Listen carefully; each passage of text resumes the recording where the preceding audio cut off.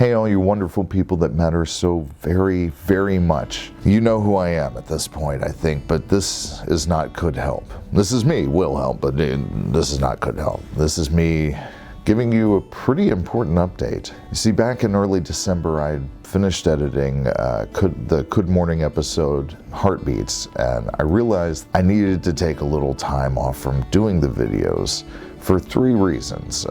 We'll do the main reason last. So to start with, first, I needed a break.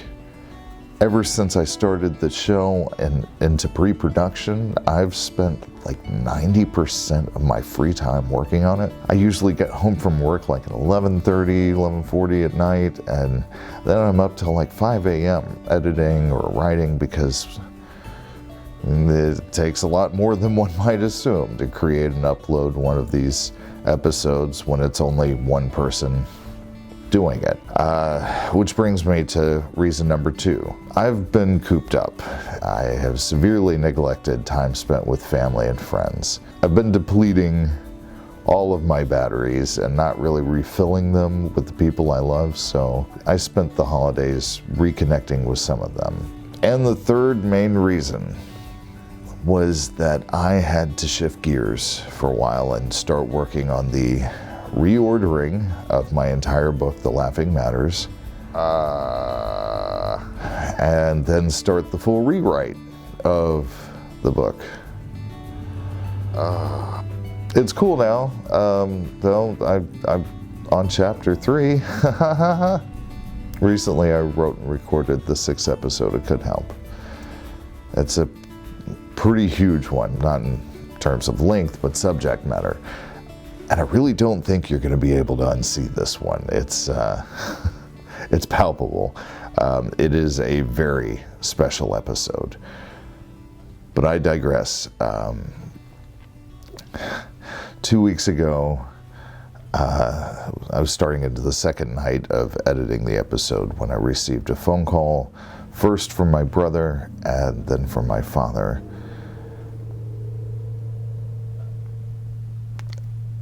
I had suddenly lost my youngest and closest brother, Clayton.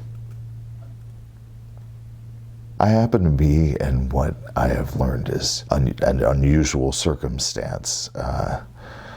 My family members all genuinely like and love each other. I know, weird, right? It was like having a hole punched right through the middle of my family, and to paraphrase Lemony Snicket, losing a loved one so suddenly and violently is like climbing stairs in the dark and having your foot fall through the step you thought was there, only bigger and stretched out over months and months. And it's difficult to find words for it, and I doubt that'll ever be easy to do so. We were all just beyond devastated.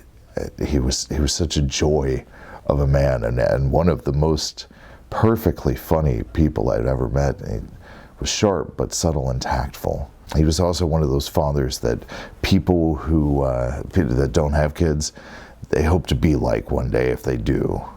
He might very well have been my favorite person in this world. Might have been.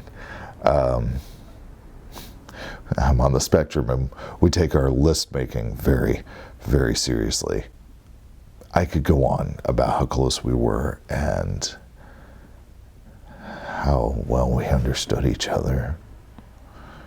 But I've already done that at a podium this week, so I will save that for now. I just really, really loved him a lot. And C.S. Lewis once said, the pain that I have now is the love that I had before. That's the deal. We never know what we truly mean to people. We can't. We don't have the viewpoint.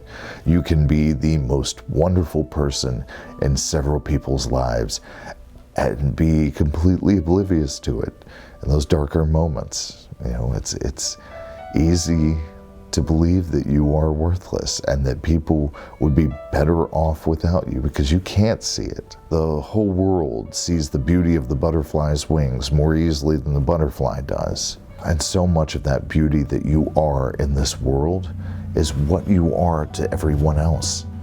You know, how you made them feel, which you can't know, not really. So if you are feeling worthless, please reach out. Talk to someone about it. Don't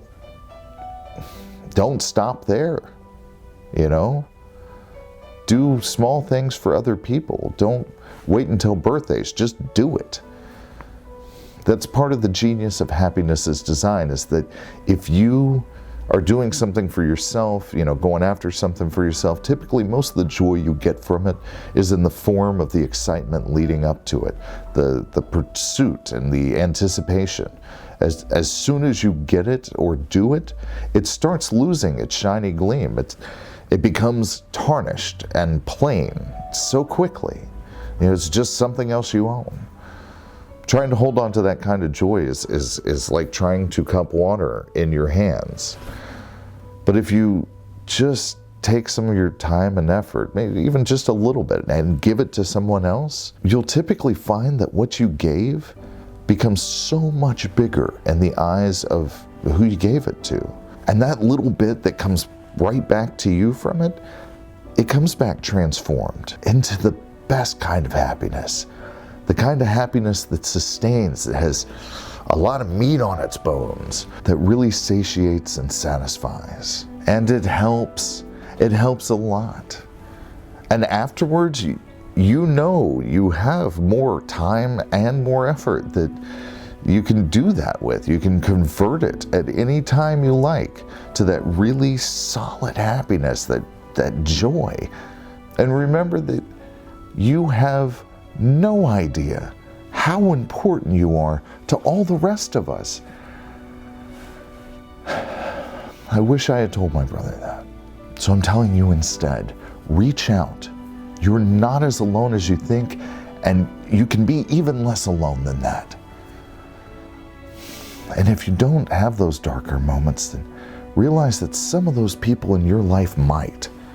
And that even small, simple acts of kindness, or just sucking it up and letting somebody you care about know how much they mean to you without prompting, it could help a lot. I'm going to take a little more time off from the show while we figure out how to exist with this, but I will be back with episode 6 soon. And that one you do not want to miss. So until then, I'm Will Help, and thank you. I love you, brother.